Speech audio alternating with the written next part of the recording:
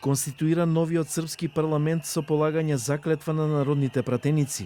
Со седницата председаваше најстарата, 91 годишна пратеничка Смилја Тишма, која претходно констатираше дека Комисијата за верификација направила извештај за спроведените избори и дека сите 250 пратенички уверенија се во согласност со извештајот на Републичката изборна комисија, како и дека се исполнети условите за потврдување на мандатите на сите пратеници.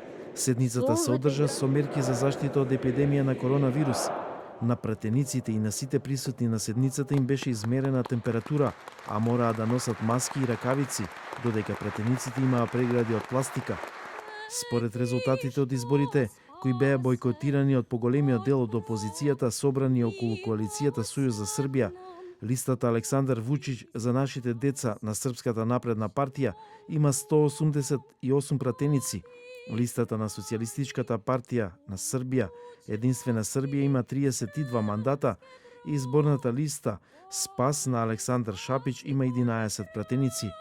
Останатите пратенички места им припаднаа на малцинските партии во Србија. Од конституирањето на новото свикување на собранието почна рокот од 90 дена за формирање на новата српска влада, која според српскиот претседател Александар Вучич треба да биде формирана до крајот на овој месец.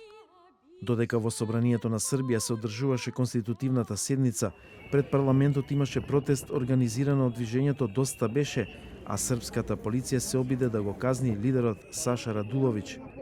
Ovo je sad falsifikovana skupština. Ова е фалсификувано собрание. Има фалсификувани пратеници, па е нормално во страф од народот да влезат во зградата во 7 наутро кратци. Порачуваме дека станува збор за фалсификат.